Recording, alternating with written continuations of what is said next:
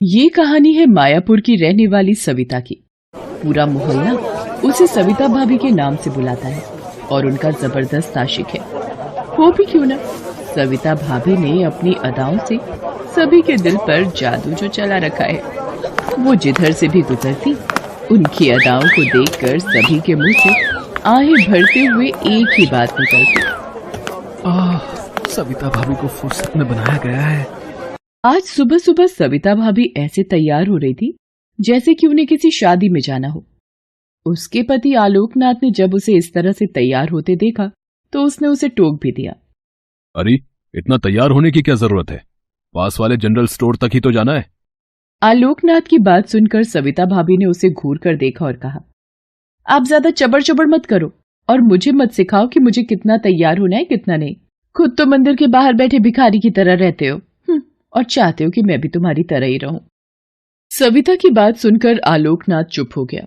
उसके बाद सविता ने सामान की लिस्ट ली और पप्पू जनरल स्टोर की तरफ चल पड़ी। मोहल्ले के वो लोग जो हमेशा उसे ताड़ते रहते थे, उसे देखते ही उसे सुनाते हुए बोले, आज तो सुबह सुबह ही सविता भाभी के दर्शन हो गए, पूरा दिन शानदार गुजरेगा।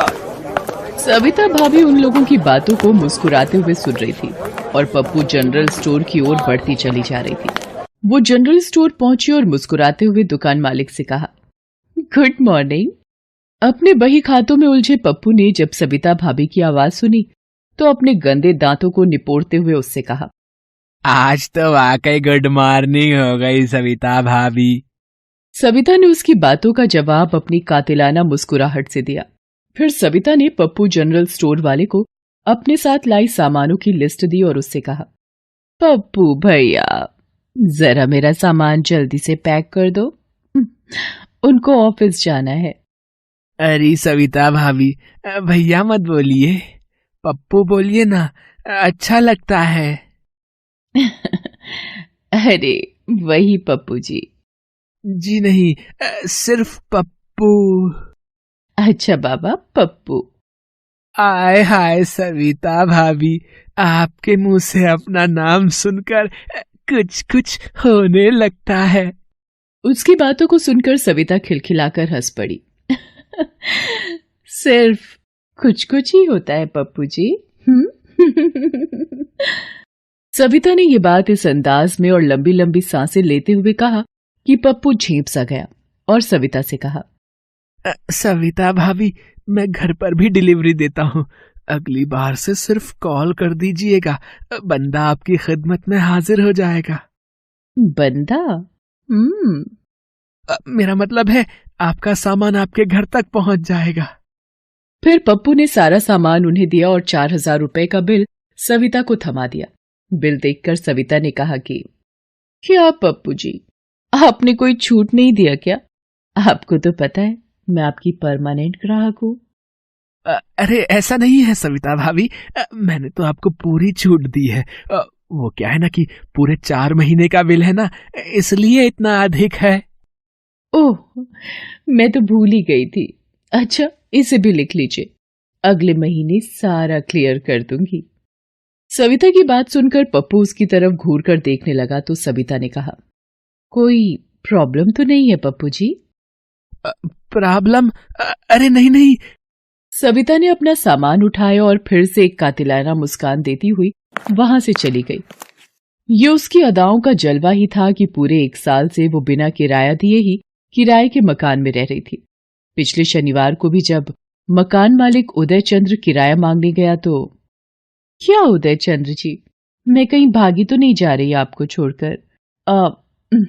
आई मीन आपके मकान को छोड़कर। अरे सविता जी, मैंने ऐसा तो नहीं कहा, वो तो मैं इधर से गुजर रहा था तो इस तरफ भी आ गया।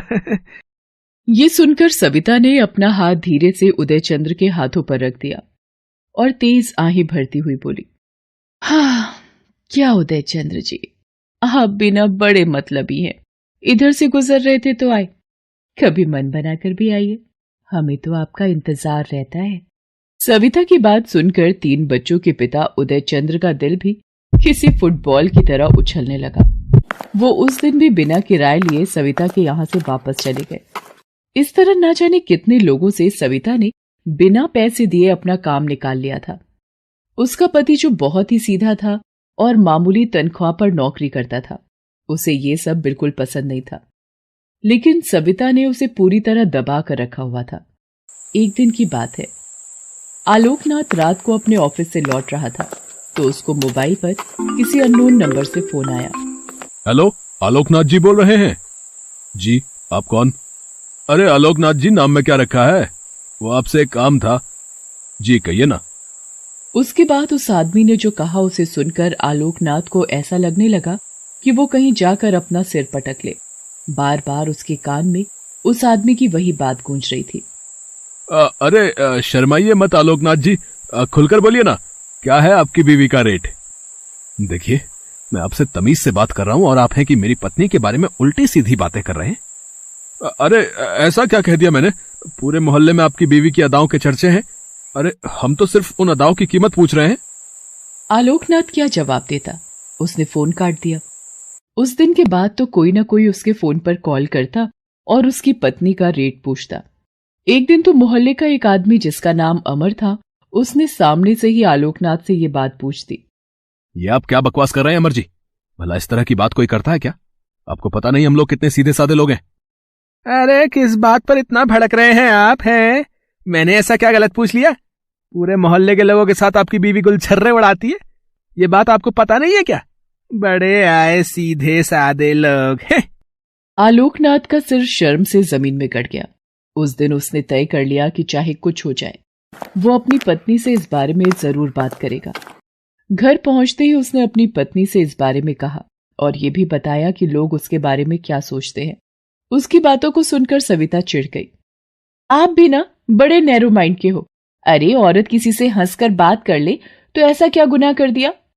सविता, बात यह नहीं कि तुमने हंसकर बात की, बात यह है कि तुम्हारी हंसी का क्या मतलब लगाया जा रहा है। जिसको जो मतलब लगाना है लगाने दो। और हाँ, मेरी इस हंसी के कारण पूरे 1 साल से बिना किराया दिए इस घर में रह रहे हो। राशन वाले को राशन का पैसा नहीं देना पड़ता, दूध वाला भी फ्री में दूध दे रहा है। अगर मैं इस तरह ना हंसू बोलूं तो तुम्हारी मरियल तनख्वाह में तो सूखी रोटी भी नसीब ना हो, और छत की बात तो दूर ही समझो।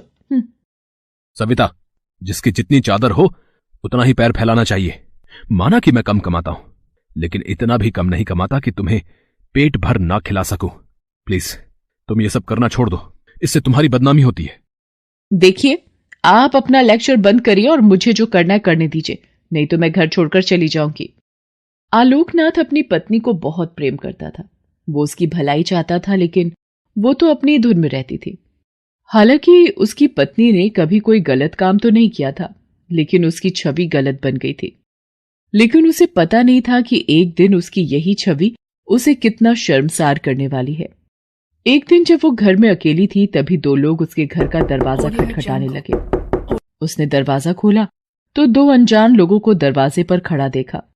वे दोनों नशे में थे। यहाँ कोई सविता रहती है क्या? मैं ही हूं सविता, बोलिए क्या काम है?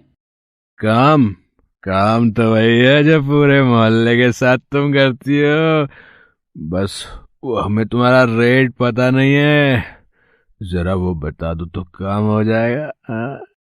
उन दोनों लोगों की बात सविता ने जब सुनी तो उसे बहुत गुस्सा आया। ये क्या बकवास है? होश में तो हो तुम दोनों? पूरे मोहल्ले को मदहोश कर रखा है और हमें होश में रहने को कह रही हो। ये कहकर वे दोनों सविता से बदतमीजी करने लगे। संयोग से उसी समय आलोकनाथ वहां पहुंचा। उसने उन 2 लोगों को अपनी पत्नी से बदतमीजी करते देखा तो वो उनसे भिड़ गया। तुम लोगों की हिम्मत कैसे हुई मेरी पत्नी से बदतमीजी करने की? अबे चल चल, बढ़ाया पत्नी का पहरेदार। उन दोनों आदमियों ने आलोकनाथ को बहुत मारा, लेकिन आलोकनाथ भी हार मानने वाला नहीं था। उसने भी उन दोनों को खूब मारा। एक का तो सिर भी उसने फोड़ दिया। उसने भी गुस्से में आकर आलोकनाथ को चाकू मार दिया। उसके बाद दोनों भाग गए।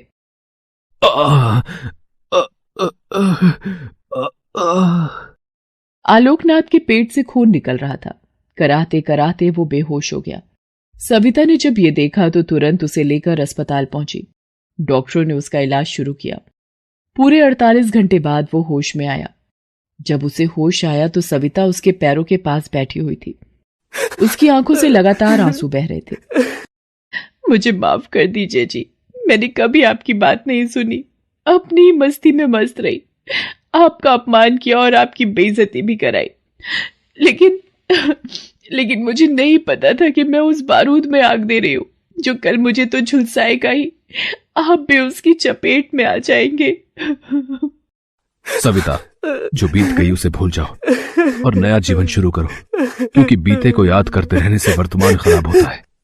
तुम मेरी पत्नी थी, हो और सदा रहोगी। मैं तुमसे प्यार करता था, करता हूं और सदा करता रहूंगा। यह सुनकर सविता ने अपने पति को गले से लगा